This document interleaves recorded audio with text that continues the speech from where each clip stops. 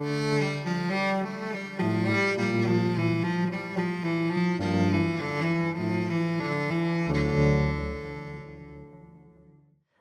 and welcome to Emerging Form. I'm Christy Ashwanden. And I'm Rosemary Watola-Tromer, and this is a show on creative process. Hey, Christy. Hey, it's great to be here, Rosemary. I have been looking forward all week to our guest today. He's one of my favorites. And in fact, one of my favorites. This is not his first time on the show. No, I think his third, I believe. Or maybe even more.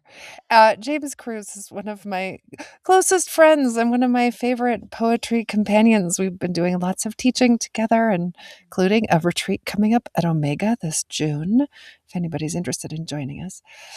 James Cruz. Well, I want to say too, Christy, that this theme feels really important to me. We're going to be talking about rest and about what we do in case of burnout. And we all know on Emerging Forum that this is an ongoing issue for me.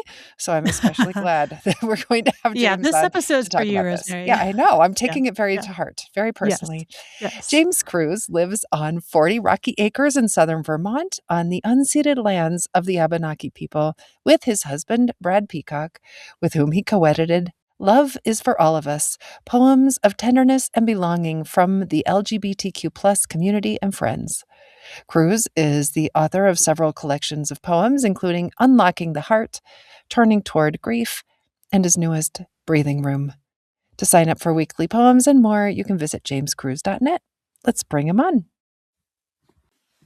James, welcome to Emerging Forum, or welcome back, I should say.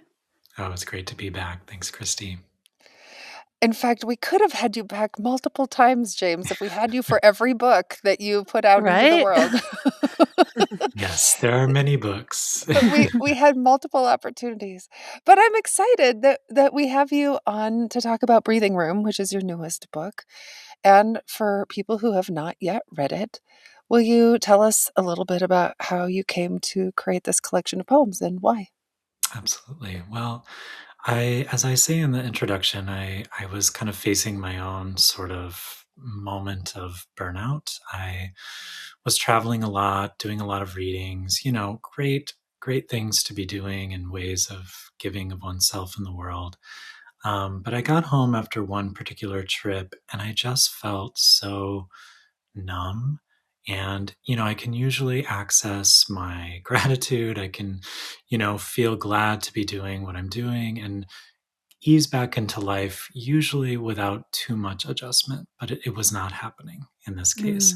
And I think that's when I realized that I needed to change the way that I was viewing productivity and change the way that I was framing my own creative work, because what I saw was I was viewing my own creative work as this kind of pushing ahead, always, I have a strong intention of trying to share poetry with the world and with audiences that don't usually receive poetry.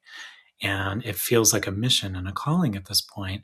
But I think as with anything good, it's too much of a good thing can be very exhausting after a while. And so I was feeling in the midst of that. As usual, I was sitting out in the yard and looking at this patch of ground where all of these wild things were growing. And I just thought, I want to be that patch of ground where wild things are allowed to grow again.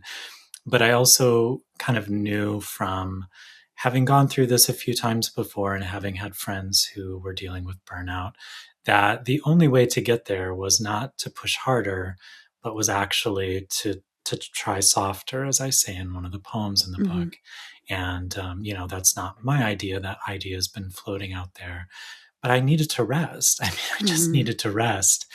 And so many of the poems, probably I would say 90 or 95% of the poems in this book came out of that place of rest and just allowing rather than pushing, rather than waking up with this like mission, must write a poem today or must write something good. It was just like, let's see what comes. And I'm feeling tired, but I also am feeling creative. So what would happen if I turned to the page and just let it speak to me and guide me? And so in some ways, I would say this is a book where surrender took over more than anything else in any other emotion, and more than it ever has with any of my other books. It was a very intuitive process writing the poems, and then very intuitive as I was putting them all together. It was almost like this secret project that I was doing that I Uh-huh. wasn't really discussing with anyone else Oh, that's because interesting. Yeah, I wanted to keep it in that realm of rest mhm. and retreat. I love this so much, and I just of course, this is coming from someone I wrote a whole book that was basically about rest and sort of pushing back, but I'm seeing this parallel here where, my book is so much about, talking to athletes about there's all of these people who are marketing these things where you're gonna do more, more, more to rest better, when really you just need to sleep, and, like, Yeah, it's just right. it's truly very simple, and I love that you're honoring this and just I feel like we're just at a moment in our society too where there's so much pressure to be productive at every moment and Yes. you can't ever be doing nothing. And one of the things I like to tell people is you need a part of your day that's dedicated to doing nothing. Like let your Yes. mind wander. And it's so regenerative. And I love that you're doing this through poetry. Yeah. Yeah. Well, poetry was the wildflowers and weeds and grass and everything that grew out of this patch that I decided to keep bare for a time because, as Rosemary mentioned, I have been a very productive writer, whatever Yeah. that means, and Prolific. prolific, lots of Yeah. projects. But this one really just felt more organic, for lack of a better word. And I think you're absolutely right, Christy, that it is about keeping that space open. But Yeah. at this point, it feels like a radical practice Yeah. not to be productive for a part of a day or 2 days, God Mhm. forbid 3 days, Right. and just allow the space to guide what comes next. I mean, I think that was the Yeah. most difficult part because I have some tiny tendencies toward control in my life and want to Uh-huh. know where I'm going and how I'm going to Uh-huh. get there. But it wasn't to be with this book, and it just sort of Yeah. grew up out of the ground. There's another thing that I noticed about what you just said too, and that is, you write this beautiful poetry. I know you have a lot of fans, you're doing this work, and at some point, I mean, you started poetry, right? Like, I imagine, and I don't know your backstory, but that you started poetry because you love poetry and it was something you were doing for yourself, right? But then at some point, it becomes a vocation and it becomes work. And now you have expectations. And part of what I'm hearing you say is that you really got back to that original impulse of this is something I'm doing for myself, and that creative impulse of more of without expectation, right? And we get these expectations that come with success, right? But they can be a Mhm. weight on us. Yeah, they absolutely can. And I think that's the danger of being successful at doing Yeah. something that you love, that it starts to become not a calling or a vocation, but work. And it can even edge toward resentment, and things can feel like drudgery and like you're just going through the motions and using up the reserves of energy rather than replenishing them. And I noticed that starting to happen, and I didn't want that to happen Yeah. anymore. And on that note, maybe you'd read us a poem about this exact process. On page 163, you have it's the last poem in the book, Beyond Mhm. Burnout. And I wonder if you'd read that one for us. Yeah, absolutely. So, beyond burnout. I knew I had to say no to busyness when the thought of my canceled flights and postponed meetings made me feel like a red tailed hawk with wings stretched wide, soft white undersides visible only from a field far below. I knew I had to change my life when I began to dream of an empty room with houseplants stuck in their pots, all of them neglected, shriveled, in need of water and care. Each time I said yes to myself, I became a patch of ground where anything might grow, forgotten seeds and once crowded roots, now with room to spread and reach, now with space to seek what they need. I love that we had the inside story on that little patch of ground and how that got Yeah. into the poem. Mhm. Yeah. And I'm thinking about, I mean, burnout is such a big thing for Yeah. all creative people. And I'm thinking about this moment of, I learned how to say no to busyness. In fact, I can't help but wonder if you even wrote that poem after you didn't get on the airplane to come be in, where were we? Houston? We were It supposed to was be in Houston. Houston, yeah. No, it And wasn't that, it James's wasn't plane that. didn't James missed the plane, and he got to go home for a few days, and I was like, "Oh, gosh, that Yeah, sounds like heaven." yeah.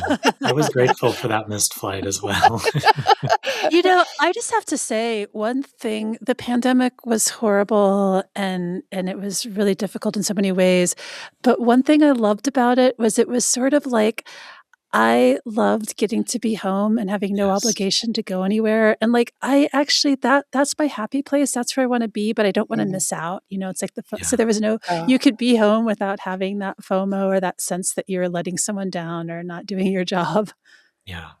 Yeah, that's a real thing for me. I mean, Yeah, I think part of the reason that I enjoyed that time, there was much suffering, so I'm yeah, not, just candy coating what that time was for so many of us.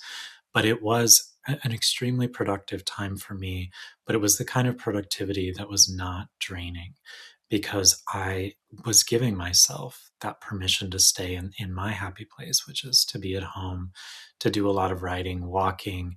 And it felt like the permission was granted in part because no one else was really able or allowed to yeah. be out either. So I knew I wasn't really missing out, but Yeah, now there is that internal pressure. And I think I'm learning to kind of push that away and to stay with, to go back to the phrase you used, Christy, the original impulse. I think that's yeah, a really important phrase.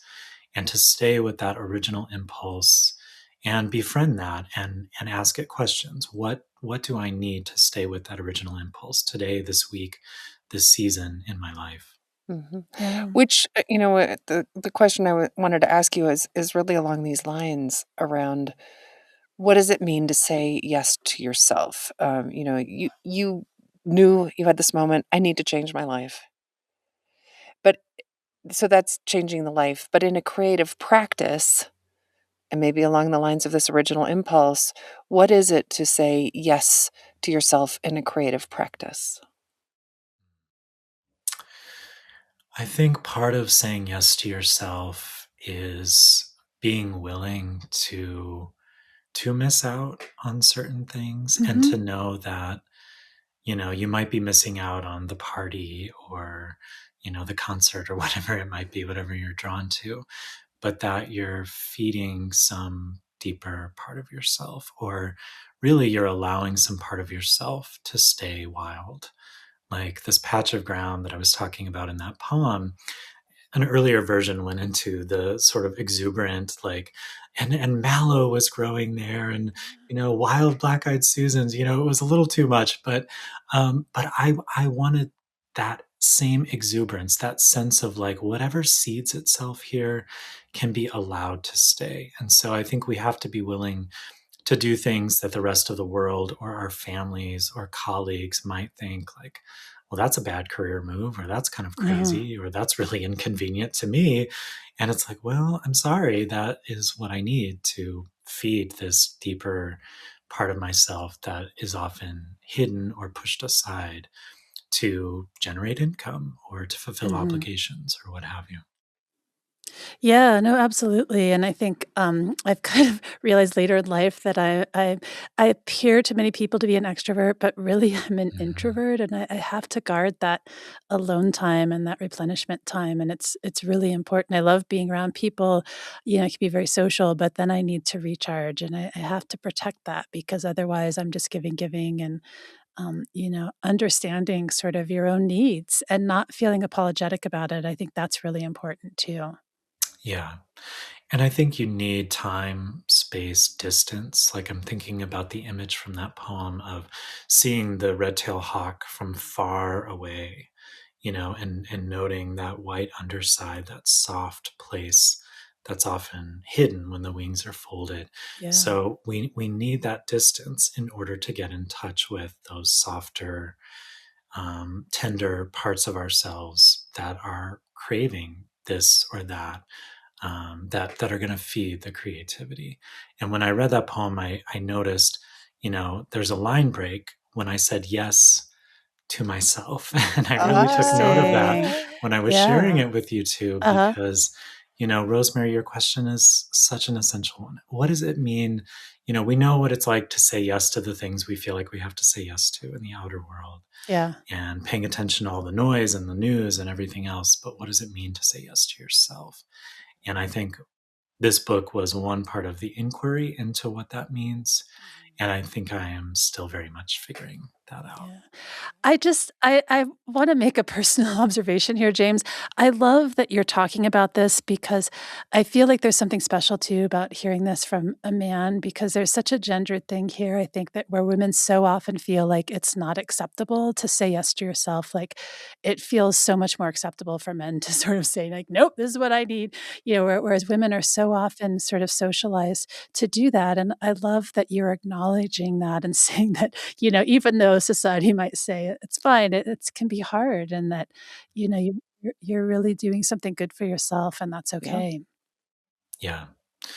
Yeah. Well, I think, part of that was being a caregiver for my mother for a long time. I think many Yeah. women are often, just societally kind of pushed into those roles of caregiver, mother, parent, grandparent, whatever it might be. And it was through that, I think, that I learned I need the boundaries. Yeah.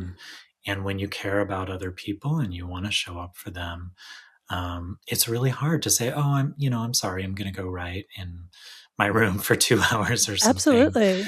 But just little moments, I found little moments, Yeah. can be a balm in those times. So I'm Absolutely. thinking also about the introduction and thinking about what we do for ourselves. You were saying the purpose of each poem was only to bring me back to myself or to hold on to a moment I did not want to forget. And I got really interested in this idea of the purpose of a poem is so that's true, I think, of most of the poems in this book, but do you think that that's true all the time, that the purpose of a poem is to bring us back to ourselves, to hold on to a moment we don't forget, or what other possible purposes for a poem are there? Mhm.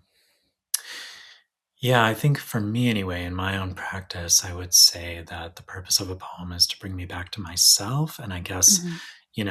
I can't say self without also saying body, like that the Mhm. purpose is to bring me back to an embodied experience of the world because I can so easily check out of that and just live in my head. And I think the poetry, it's almost like, tugging a balloon, Yeah. back to earth. It feels like, no, no, down here, pay attention.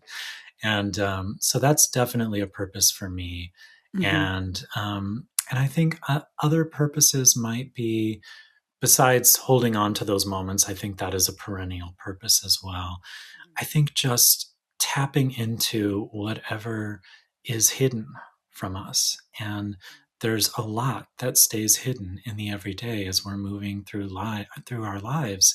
And so the purpose of a poem for me, really, I would say the purpose of sitting down and making space for a poem each morning as I do, is to bring back those moments, those times, whether they're memories or images or things that happened yesterday, to allow those to filter back in so that they Mhm. don't get lost in the shuffle. And so that I'm not just on autopilot Mhm. and allowing things to roll along. I would say that it's more about making the space. And Rosemary, you and I talk about this a lot. You talk about this a lot in your teaching and practice, that it almost doesn't matter what comes. What matters is making the space for what comes and allowing it to be the truest, most Mhm. authentic version of itself.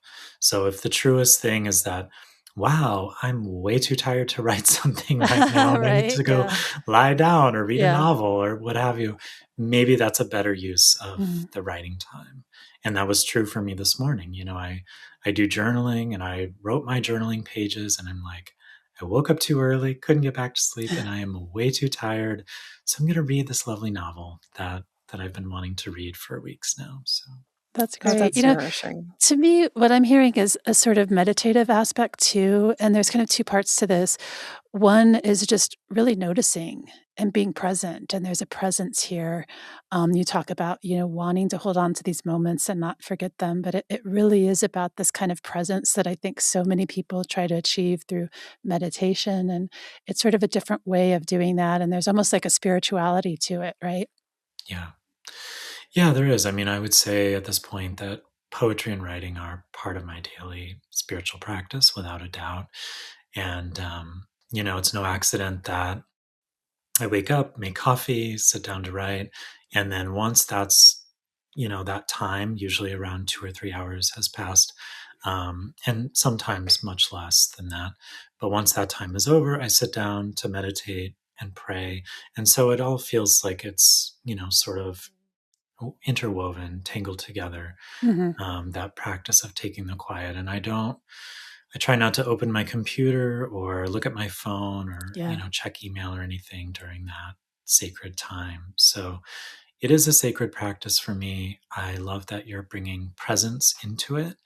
Um, but I'm thinking I heard an interview with the poet Marie Howe years ago, and she was talking about how presence is painful Yeah. sometimes, to be really present with something, even with something that's not hard, even with something that's as simple as sitting and watching the clouds. That can be really hard if we've been in a mode of going and going, going, or taking care of someone in this emergency mode that doesn't allow room for that. So it can be painful. I think we talk a lot about presence nowadays, especially in spiritual circles, but there's struggle involved. There's practice and like stretching of the muscle in the same way that there is for anything else. So bringing it back into the body, and I'm gonna invite you, please, to read for us Small Moments. It's on page 32, Yeah. which is a very embodied poem. And and then I have some questions for you, especially around sensory detail, which is something we actually talked about a lot just yesterday. That's Uh, right. Mhm. but let's start with just hearing the poem. Sure. So this is Small Moments. The world is not made only of sorrow and heartbreak. Something often slips through the gaps of a given day. Dew, for instance, clinging to blades of grass, newly risen from the lingering sleep of winter. Those droplets soaking your boots and the legs of your jeans as you pass through, as proof that you are here and belong to this planet.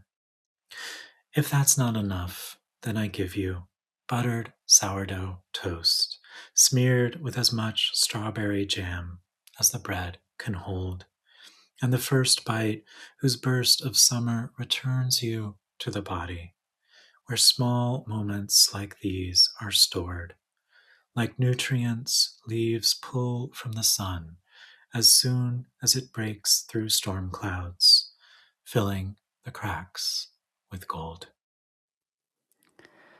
Oh, that is gorgeous. Thank you. It Oh, is gorgeous, and part of the reason I think it's so gorgeous is it's so embodied, it's so sensory. yeah, I mean, it my really goodness, can you is. taste that strawberry jam or what? Oh, the Um, sourdough. sourdough, Yeah, I all want those toast little now. dew droplets. I know, where's Mhm. the toast? Um, Yeah. so I guess I wanna there's actually maybe a couple of questions in this. One is just talking a little bit about the role of sensory detail in a poem and and and why that is important, but then I think the other question is really curious about what happens in your body when you write, and how does your body become a tool as you're writing? So 2 parts there. Yeah. Well, I think I learned a long time ago, just from talking with people who had read my poetry, that the more sensory detail I included, without overloading it and, Yeah. going overboard, the more people are able to connect with the work. And it doesn't matter if I'm talking about, these dew-soaked blades of grass in a field, people are going to connect it to their own experience of walking Right. through their special field or their forest trail or whatever it happens to be. And I always say that's the miracle of poetry, is that the particular somehow opens the door to the universal for other people, whether it's a very, very specific experience with, a loved one, and I'm being very intimate, sharing all this detail, or, a poem like this, which is sort of doing what I like to think of as an environmental scan. So, like, Mhm. you Yeah. know, there was that walk through the field this morning. There was that beautiful piece of sourdough smeared. I love that word, smeared with Oh, me strawberry too. jam. That It's just like, the smear, I can just taste the butter. I yeah, love butter. It was like, oh, yeah. The butter's melting into yeah, those holes cracks. in the Yeah. bread with the sourdough. So, I mean, your other part of the question, Rosemary, coming to that, is like, as we're talking about this, the words that we use to describe sensory experiences in the world can't help but bring us back to our own bodily memories Yeah. and experiences of those small moments. So, we're tasting it, we're, biting into it, we're walking through the cold dew-soaked field as someone else is. Mhm. So I feel like I don't sit down and think, oh gosh, I'm going to be very particular and specific about this. It's whatever comes to me in the sweep of that moment when I'm sitting down and doing that scan of, really, scan of mind, but also scan of body. Like, what is stored here? What are these small moments that want to be brought back to the surface? I think about Mark Nepo talking about how he doesn't write his poems so much as retrieve them. And so I've come to think of my own process as one of retrieval. What is brought to the surface each day. And what is most exciting to me are these sensory details. And when a voice, you might hear it in this poem, I certainly felt it as I was reading it, if that's not enough, let me give you. Like, where did that voice come from? It sort of has Yeah. this attitude of like, well, if that's not enough, let me, give you Right. this other very simple everyday example that's also beautiful and just Yeah. filled with sensory overload. I wanna just pick up on something you said earlier about the way you phrased it was so beautiful, but about the specific sort of opening up the universal.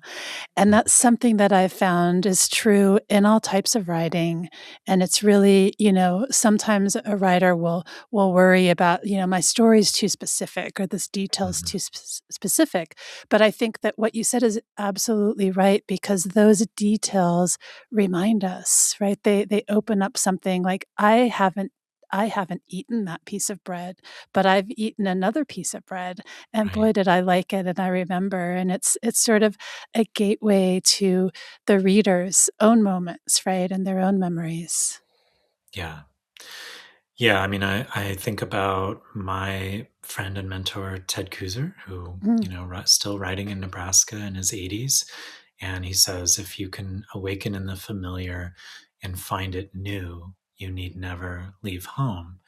And I feel like that's what I'm asking readers to do. I'm asking myself to do that when I'm writing my own poems, is to take something as familiar as a piece of toast and transform it just a little bit so that it becomes this gateway, like you're saying, and like I said earlier, into this universal experience that anyone can tap into at any moment. And I think what this book in particular, Breathing Room, is hoping for is that people will slow down and see that there are oh, so many of yeah. these moments available in their own lives. If you want to write, if you are interested in writing or poetry, there's lots of invitations for that specifically throughout.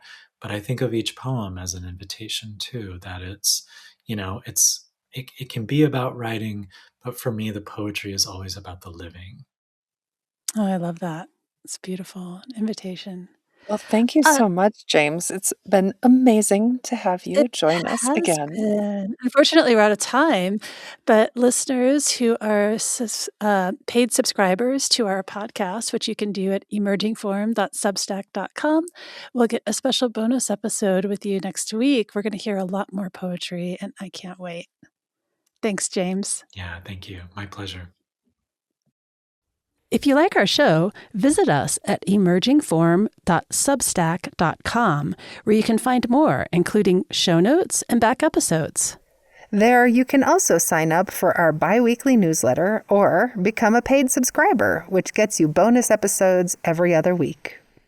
That's emergingform.substack.com. You've been listening to Emerging Form.